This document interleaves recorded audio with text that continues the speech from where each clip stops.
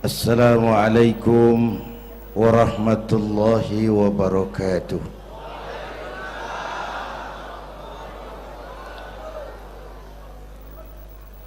Alhamdulillahilladzi asra bi'abdihi laylan minal masjidil haram ilal masjidil aqsa.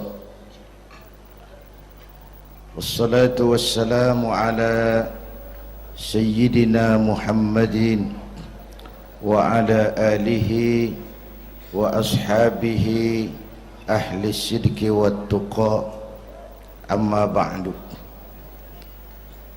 Para ulama, para habaib yang saya muliakan,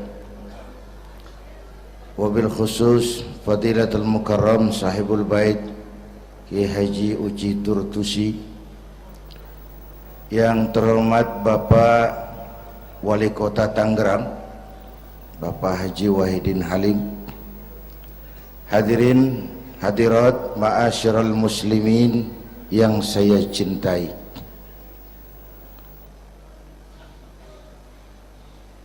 Pertama, Isra dan Mi'raj adalah peristiwa besar yang hanya bisa diterima dengan iman. Peristiwa ini bukan tidak masuk otak, otaknya kekecilan untuk memahami peristiwa sebesar Isra dan Mi'raj. Satu perjalanan yang sangat jauh ditempuh dalam waktu yang amat singkat. Menurut otak tidak mungkin, menurut kebiasaan tidak bisa, menurut pengetahuan impossible, menurut iman apa yang tidak bisa kalau Allah yang mau. Itulah sebabnya peristiwa yang dahsyat ini menurunkan perintah solat sebagai sandaran vertikal bahwa kita memang perlu Allah. Kita memang perlu Allah. Itu sebabnya tempo hari lewat TV saya katakan, hidup yang paling tenang itu hidup model tukang parkir. Baik, tingali itu. Oh, pakai tingali euy. Tukang parkir di pasar, coba lihat, biar mobil banyak, mereknya bagus-bagus, nggak pernah sombong. Belum selesai, dengerin dulu, belum selesai. Nanti mobil pergi satu demi satu, habis sama sekali, dia nggak sedih. Mobil banyak nggak sombong, mobil habis nggak sedih. Kunaon? Apa kunaon itu? Lah sok poho deui. Kenapa bisa begitu? Ini nyengir tapi mikir, Pak. Ada muatan ini. Tukang parkir tidak merasa memiliki, tapi merasa dititipi. Siapapun yang merasa memiliki mesti takut kehilangan. Tapi kalau merasa dititipi, jabatan, harta, anak, istri, itu semua sekadar titipan, hiduplah seperti tukang parkir. Pertama, titipan tidak boleh bikin kita jadi sombong. Dititipin kok sombong, nggak pantas dong. Pak Zainuddin titip mobil ya, silakan. Yang punya mobil pergi, saya petatang peteteng. Emangnya mobil kamu? Orang cuma nitip, dititipi kok sombong. Ada orang dititipi jabatan oleh Allah sombong.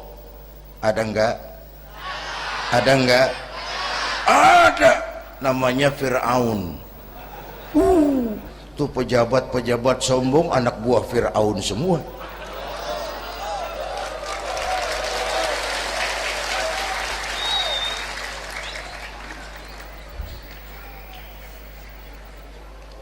Ada orang dititipi harta oleh Allah jadi orang kaya, sombong, mentang-mentang kaya sama tetangga nggak mau kenal, mentang-mentang kaya orang lain kecil semua, mentang-mentang kaya jalan nggak nginjak tanah. Kuntilanak dititipin kok sombong, nggak pantas dong. Satu. Yang kedua, titipan harus dijaga baik-baik. Kalau tidak dijaga bisa rusak. Kalau rusak yang nitip marah, yang nitip marah. Pak, saya mau ngaji, titip sepeda motor, silahkan. Selesai pengajian sepeda motor diambil, kaca spionnya pecah, knalpot hilang, bemper penyok, marah nggak? Saya kan nitip, kenapa nggak dijaga? Apa bedanya? Allah nitip anak 3 orang di rumah kita, nggak dijaga, yang satu mabuk, yang satu judi, yang satu ngerampok, yang nitip marah. Allah nitip harta kepada kita jadi orang kaya supaya bantu pesantren, bangun rumah sakit, bantu yatim, tolong yang lemah, bela yang perlu. Pelitnya 17 setan. Yang nitip marah. Sudah nggak pakai dong. Sekarang yang makro. Allah titip Indonesia. Hai rakyat, ini Indonesia, aku titip, kata Allah. Ini titipan mahal karena ditebus dengan keringat, air mata, darah dan nyawa. Aku titip Indonesia. Ini negara besar, buminya subur, di bawah perut buminya ada gas, minyak, batu bara. Kekayaan negeri ini dikuasai oleh negara, tapi harus digunakan bagi sebesar-besar kemakmuran rakyat. Itu amanat. Disalahgunakan, dikorupsi, yang nitip ini kan musim din-din ini lagi nggak enak bulan-bulan ini nih. Nazarudin, Syarifudin, yang ceramah Zainuddin lagi ini.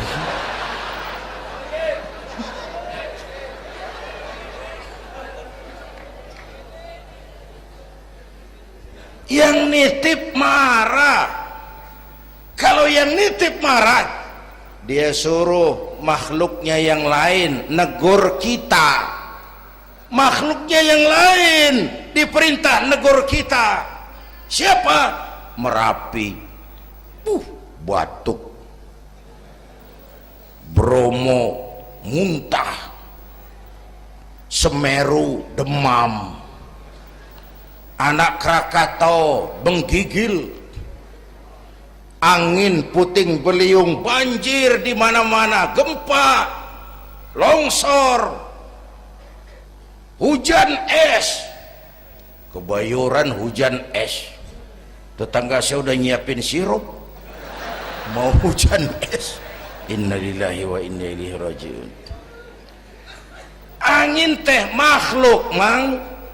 Air makhluk, gunung makhluk, tidak mungkin makhluk bergerak sendiri. Eta teh Merapi teh demo, mang, demo. Kalau kita rakyat kecil demo, Satpol PP turun. Kalau Merapi demo, siapa yang mau ngademin? Mbah Marijan. Selesai. Mbah Marijan udah kumpul sama Mbah Surip di alam barzah tuh, udah rapat saya dengar.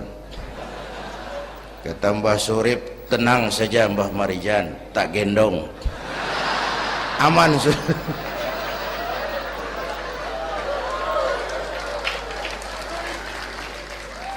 Apa artinya ini? Kita perlu Allah, kita perlu Allah. 100 tahun kita bangun, selesai oleh gempa 5 menit. Itu Jepang, negara maju, dihantam gempa, lumpuh 9,2 Richter. Belum selesai tsunami, gelombang laut 10 meter naik ke darat. Masih belum selesai, reaktor nuklir bocor, radioaktif gentayangan merenggut nyawa, terutama yang di Daiichi dan Fukushima. Fukushima tahu kan? Itu dari Cikupa ke kanan, ya dekat-dekat situlah.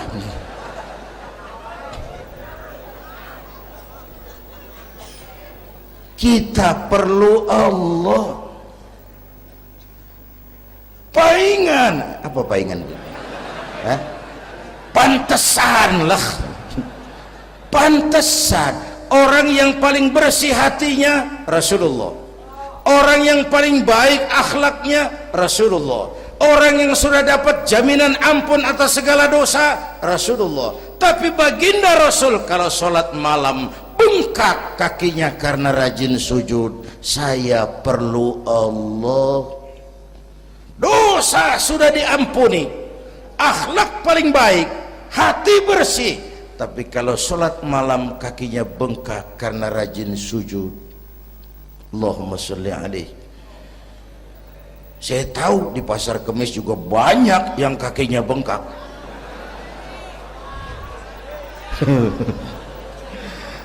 Kita perlu Allah.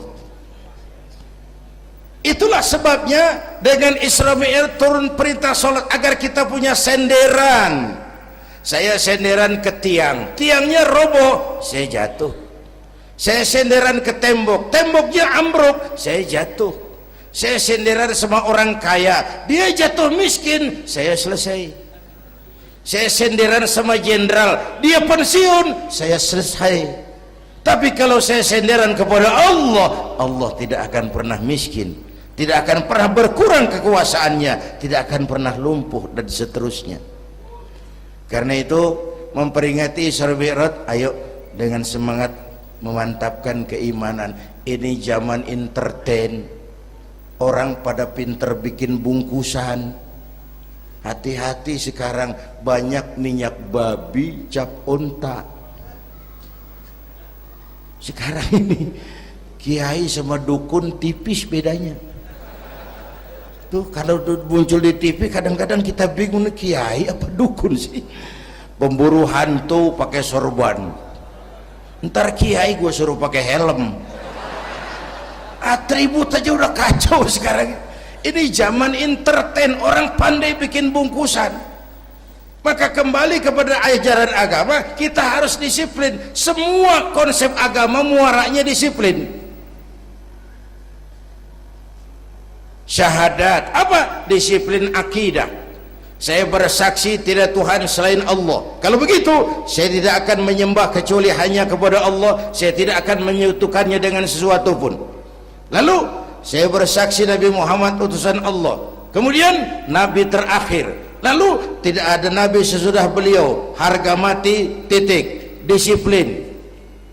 Berapa kali kita sudah dibohongi Nabi pandemi palsu, mulai dari Ahmad Musaddiq, ya, pelatih badminton jadi Nabi. Innalillahi wa inna ilaihi raji'un.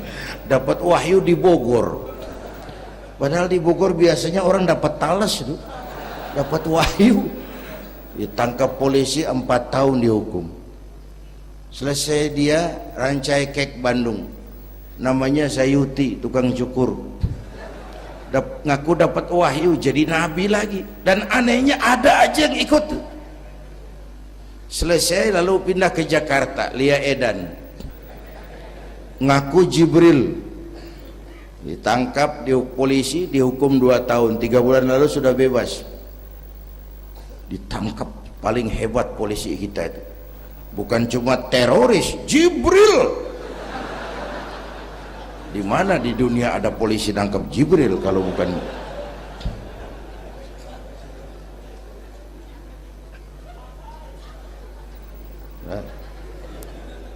Terakhir yang aneh lagi, menurut catatan Bakor Pakemnya Kementerian Agama RI, antara Cirebon Losari, batas Jawa Tengah Jawa Barat, tuh muncul agama baru namanya agama Jasun, agama Jawa Sunda, Jasun. yang jadi nabi Tugimin. Saya bilang ini jangan jadi nabi, jadi kiai juga kurang angker kok nih. Al Mukarram Bapak Kiai Tugimin nggak ngangkat loh itu. Yang gak enak selawatnya. Kalau kita kan nikmat tuh tadi, ya Habibi ya Muhammad, asyik rasanya itu. Coba ganti sama yang tadi, nggak serem Pak. Ya Habibi ya Tugimin, nggak enak tuh, nggak enak. Saudara-saudara, di Isra Mi'raj ada potret. Ketika di Masjidil Aqsa, malaikat Jibril datang nemui baginda Nabi, bawa 2 gelas minuman, arak, susu. Ya Muhammad, pilih, ambil, minum. Mantap, tidak ragu-ragu, Nabi mengambil gelas yang isinya air susu. Dengan bismillah beliau minum. Selesai minum, kata malaikat Jibril, saddaqta ya Muhammad, laqad asabtal haq. Kau benar Muhammad, pilihanmu tepat. Emangnya kenapa Jibril?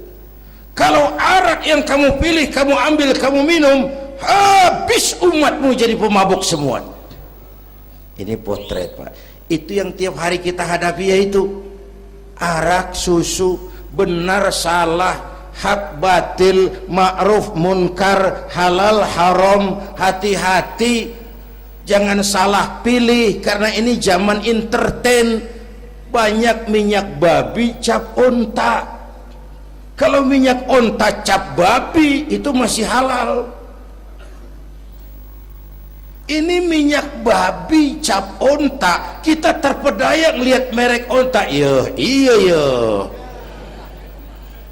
mereknya onta, gambarnya onta, isinya minyak babi. Berapa bulan yang lalu ada penyanyi pencipta lagu mati, namanya Ari Bowo. Masih ingat lagunya? Bercerita tentang madu di tangan kananmu, racun di tangan kirimu. Kalau itu situasinya, memilih tidak sulit. Kenapa? Alamat jelas, madu di kanan, racun di kiri. Masa ambil yang di kiri? Goblok amat. Si amat saja tidak goblok. Sekarang ini alamat dibikin samar. Madu di mana, racun di mana tidak jelas. Lebih celaka lagi sekarang, banyak racun bermerek madu. Banyak racun bermerek madu. Kita terpedaya, terpesona, terpukau, akhirnya salah pilih. Maka resepnya, jangan jauh dari ulama, makmurkan majelis taklim. Ini zaman entertain, orang pandai bangun pencitraan. Tuh, satu hal pertama yang ingin saya sampaikan. Iya, saya lihat jam doang. Sampai pagi, Beb. Yang kedua, ketika perjalanan dimulai, ada suara dari sebelah kanan, Muhammad berhenti sebentar. Jangankan berhenti, menoleh saja tidak. Kanan selamat dari kiri, Muhammad berhenti sebentar, menoleh pun tidak. Kanan kiri selamat dari arah depan. Ada perempuan tua, pakaiannya menyolok, lipstiknya tebal, nenek-nenek pakai blue jean. Muhammad berhenti sebentar, menoleh pun tidak. Sudah lewat, kata malaikat Jibril, untung kamu tidak menoleh Muhammad. Kenapa Jibril? Panggilan kananmu Yahudi, kalau kamu menoleh umatmu cenderung Yahudi. Panggilan kirimu Nasrani, kalau kamu menoleh umatmu gandrung kepada Nasrani. Itu perempuan tua dengan pakaian menyolok, itu dunia Muhammad. Dunia teh sudah tua, tapi karena dipoles, dibangun, dipoles, dibangun, dibangun, dipoles, orang nggak terasa kalau dunia sudah tua. Berebut harta, berebut warisan, sama juga berebut nenek-nenek. Makan habisin. Ini perjalanan, ini pun potret. panggilan Yahudi, panggilan Nasrani, panggilan dunia, materialisme, hedonisme berat sekarang ini. Berapa malam lalu saya masuk Serpong, saya senang lihat Serpong berubah jadi kota satelit, bangunannya bagus-bagus. Saya telisik, sekolahnya Don Bosco, Santa Maria, Santa Ursula, gerejanya mbahnya gereja dibangun di pojok itu. Serpong. Awas panggilan Nasrani. Saya masuk Bekasi, Sukmajaya, sekolahnya Yayasan Penabur, mulai dari TK sampai perguruan tinggi, gerejanya besar. Awas panggilan Nasrani. Bahkan di Karawang mereka sudah bangun kuburan mahal. San Diego, ada teman saya pengusaha bikin pesan kuburan 200 meteran, itu 5 miliar, karena tanahnya berbukit, bergunung, indah, dan malaikatnya rada baik. 5 miliar.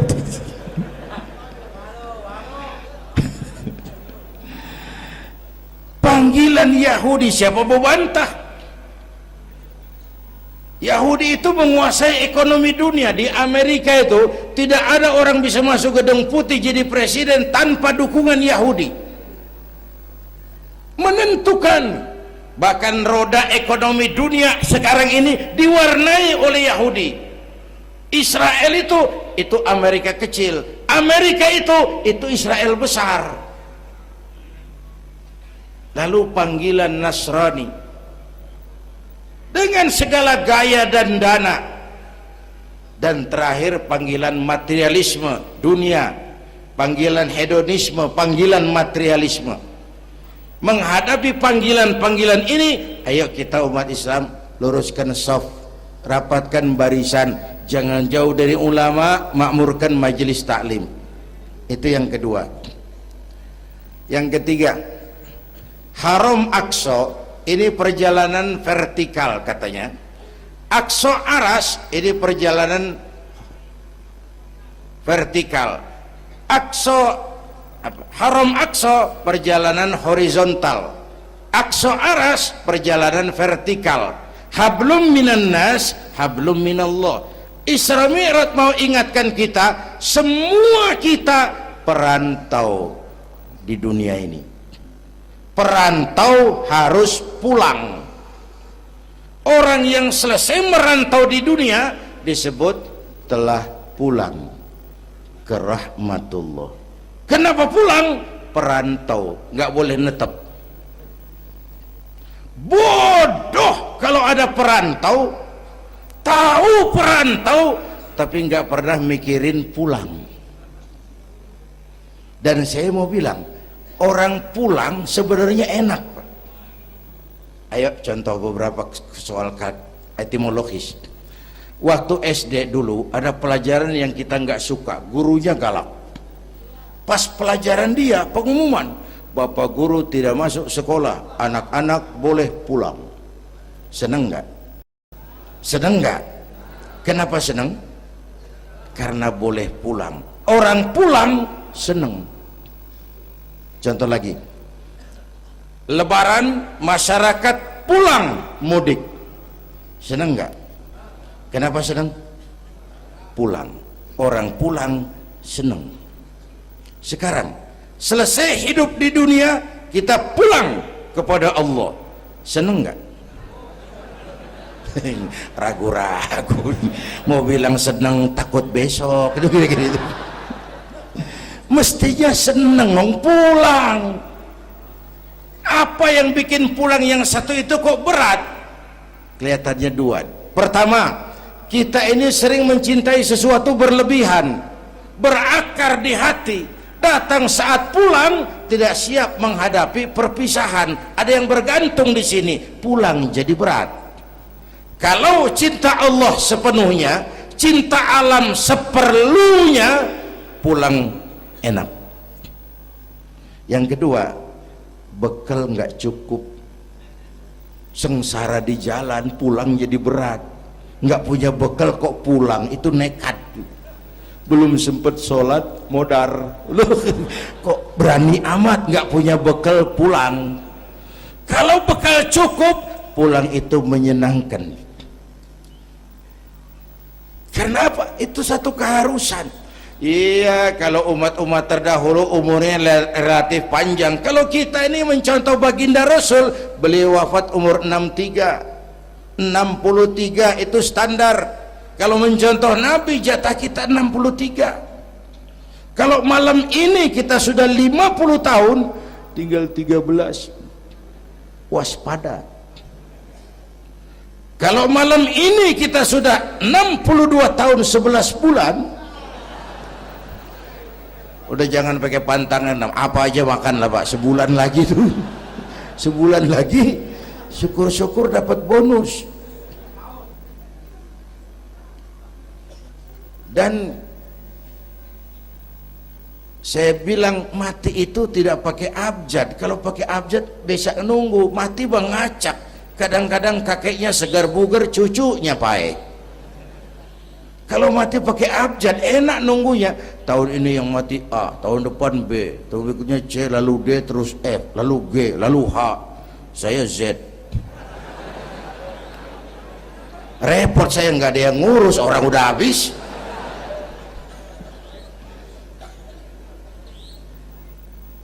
Bapak Ibu hadirin, malah aneh. Jam 6 pagi sopirnya mati, jam 10 siang 4 jam kemudian Mbah Suripnya yang mati. Sebelum mati dia pesan sama teman saya W.S. Rendra, Mas, saya kalau mati tolong dikubur di bengkel teater Depok. Monggo, dikubur sama Rendra. Belum seminggu Rendranya ngikut, mati. 1 bulan sebelum Rendra, lebih dahsyat lagi, Michael Jackson mati. The King of Pop, raja pop dunia, mati. Apalagi penyanyi keroncong, lebih mati lagi. Ada hidup sesudah mati, ada akhirat sesudah dunia. Semua kita perantau, dan perantau harus pulang. Bapak Ibu hadirin yang saya hormati, oleh karena itu, dengan semangat itu, ayo kita tingkatkan ibadah kepada Allah Subhanahu. Penutup, Isra Mi'raj itu filter. Setelah terjadi peristiwa itu kelihatan, yang beriman makin mantap, ini golongan Abu Bakar Siddiq. Yang kafir makin kurang ajar, ini golongan Abu Jahal, Abu Lahab, Abu Sufyan, dan abu-abu lain kumpul di situ. Yang ragu-ragu kafir lagi. Ini kristalisasi. Maka dengan memperingati Isra Mi'raj ditambah dengan semangat sholat berjamaah, ayo kita jaga kesatuan, persatuan, kerukunan, dan kekompakan. Bapak Ibu hadirin yang saya hormati, saya bersyukur walaupun belum pernah hadir, tapi saya tahu tiap minggu pagi pengajian Kiai Uci ini dibanjiri oleh jamaah. Alhamdulillah, kita doakan beliau diberikan kekuatan dan pengajian jalan terus sampai kira-kira kiamat, kurang seminggu. Jangan sampai kiamat lah, ngeri. Saudara-saudara, itu yang kita perlukan sekarang.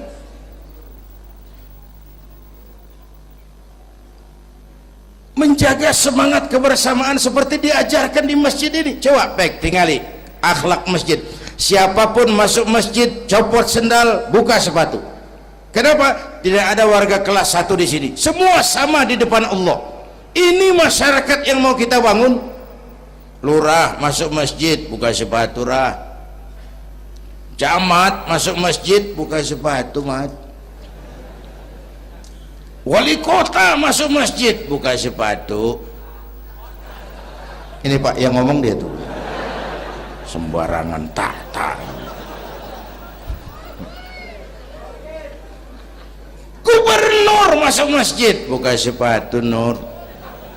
Presiden masuk masjid, buka sepatu, Den. Ini masyarakat yang mau kita bangun. Kan keadilan di negeri kita ini masih mahal. Hukum masih sering seperti pisau, tajam ke bawah, tumpul ke atas. Kalau yang kecil salah, hukum cepat-cepat ditegakkan, yang besar salah, cicing wae pura-pura tenyaho. Itu yang melukai rasa keadilan. Bapak Ibu hadirin yang saya hormati, itu yang melukai rasa keadilan. Kalau mau lapor kehilangan ayam, itu harus jual kambing. Ingin menang berperkara, jual sapi. Ngurusin ayam hilang kok jual kambing, jual sapi. Itu harga keadilan yang harus kita bayar. Karena itu ke depan belajar dari sejarah, kita bukan cuma perlu pemimpin pinter, tapi juga benar. Malahan lebih baik benar enggak tapi pintar ketimbang pintar tapi enggak benar. Capek dibohongi pemimpin yang cuma pintar tapi enggak benar. Disuruh ngurus beras malah nimbun beras, disuruh ngurus laut jadi bajak laut, disuruh ngurus hutan rame-rame jadi orang hutan. Gitu. Kita rindu munculnya sosok-sosok macam Umar bin Abdul Aziz. Punten nih, itu Umar bin Abdul Aziz waktu terpilih jadi khalifah, yang pertama diucapkan innalillahi wa inna ilaihi raji'un. Terpilih jadi presiden bukan alhamdulillah, innalillah. Pagi dilantik, malam pesta. Pesta apa? Dangdut? Enggak. Pesta air mata. Di mana? Di mihrab dalam masjid, sujud sambil berlinang air mata. Istrinya tanya, "Bang?" "Iya sayang." "Oh, udah dengerin aja, orang improvisasi." "Iya sayang, abang kan sekarang jadi khalifah." "Kenapa nangis, Bang?" "Itu Fatimah, itu sebabnya saya nangis, karena saya dipilih aklamasi secara sebagai khalifah. Setelah jadi pemimpin yang terbayang oleh saya, yatim piatu yang merintih kelaparan, janda-janda tua yang perlu bantuan, rakyat saya yang belum bisa menemukan haknya secara wajar, saya takut saya zalim kepada mereka. Saya nangis mohon pertolongan Allah." Pagi dilantik, malam pesta, tahajud. Esok harinya karena pemimpin baru, banyaklah pejabat-pejabat gubernur cari muka. Namanya presiden baru, ada yang kirim emas, pakaian mahal, berlian, mutiara, dikumpulkan sama istrinya. Umar tanya, "Fatimah?" "Iya Bang." "Banyak hadiah yang kau terima?" "Banyak Bang, intan, berlian, mutiara, emas." "Kau senang?" "Saya senang Bang." "Oke, kalau kau senang itu hadiah intan, berlian, mutiara, kumpulkan sebanyak-banyaknya dan besok kita cerai. Tapi kalau kau sayang saya, itu hadiah intan, berlian, mutiara, jual, uangnya masukkan baitul mal untuk ngurus rakyat kita." Apa jawab istrinya? Istrinya pun istri beriman, gak mentang-mentang istri pejabat lalu ikut-ikutan borong proyek suaminya. Kata Fatimah, "Abang?" "Iya sayang." "Apalah artinya intan berlian tanpa engkau di sisiku Bang?"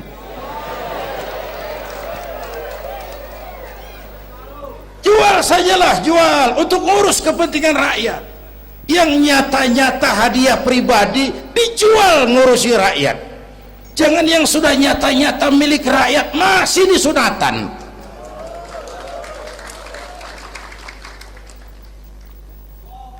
Yang antik lagi, satu malam beliau kerja di kamar pakai lampu templok, nulis. Datang seorang tamu, "Assalamualaikum ya Amirul Mukminin." "Waalaikumsalam." "Silakan duduk." "Ada apa?" "Enggak, cuman mau ngobrol." Ngobrol urusan pribadi khalifah, kita kan teman lama." "Oke baik." Beliau berdiri, lampunya dipadamkan, ditiup, mati, gelap kamar. "Ayo kita ngobrol." Tamunya heran, Ya khalifah, iya, kita kan mau ngobrol, iya, kenapa lampu dimatiin? Begini mas, mau tamunya dari Jawa waktu itu, dengerin aja kenapa sih. Gini loh mas, tadi waktu sampean datang tuh kan sampean lihat saya lagi kerja, iya, saya kerja tadi ngurusi rakyat, tentu saya kan pakai lampu, memang lampunya kan pakai minyak, pasti minyaknya kan beli, iyalah belinya pakai uang, tentu uangnya uang rakyat. Kita mau ngobrol urusan pribadi, nggak usah pakai minyak rakyat mas, ayo ngobrol sampai subuh ini. Kalau yang kecil saja orang sudah berhati-hati, apalagi menghadapi urusan yang jauh lebih besar ke depannya. Bapak Ibu hadirin yang saya hormati, oleh karena itu kita memerlukan semangat kebersamaan, walaupun tidak harus selalu bersama-sama. Ini adalah potret terakhir. Baginda Nabi di awal-awal perjuangan didampingi 5 figur utama. Pertama, Nabi punya Sayyidina Abu Bakar Siddiq. Ini sahabat merangkap mertua, orang tua bijaksana, tempat Nabi tukar pikiran. Kampung itu enak kalau ada yang dituain. Yang kedua, beliau punya Umar bin Khattab, Al-Futuhat Al-Islamiyah, imam tapi jenderal, jenderal tapi imam, gagah, berani untuk Islam. Selesai? Belum. Yang ketiga, Nabi punya Utsman bin Affan, pengusaha tapi santri, penyandang dana. Umat akan maju kalau banyak punya Utsman. Yang keempat, Nabi punya Ali bin Abi Thalib, tokoh muda tapi intelek. Yang kelima, beliau punya Khadijah binti Khuwailid. 5 figur utama bahu membahu membantu perjuangan Nabi. Begitulah kita berjuang, mesti punya segala hal, mesti punya senjata yang namanya golok, gergaji, pisau, silet, harus punya. Kapan makainya? Lihat lawannya. Yang kamu hadapi apa? Kumis pak, silet turun. Yang kamu hadapi apa? Akar kayu nangka pak, kampak maju. Ini kita sering emosi, nggak para rugu. Yang dihadapin kumis, kampak yang maju. Urusan nggak selesai, bibir bongkar pak. Anak-anak muda nggak cukup dibakar emosinya, berani harus, nekat jangan. Berkorban siap, konyol nanti dulu. Mati syahid ayo, mati sangit jangan. Berani sama nekat tipis loh bedanya. Berani harus, nekat jangan. Berkorban siap, konyol nanti dulu. Bapak Ibu hadirin yang saya hormati, dengan semangat kebersamaan saya yakin kita bisa berbuat lebih banyak. Inilah barangkali sekelumit ikut tasyakur saya, mudah-mudahan ada manfaatnya buat kita semua. Lebih kurang mohon maaf. Usikum wa iyaya bitaqwallah. Aqulu qawli hadza wassalamu alaikum warahmatullahi wabarakatuh.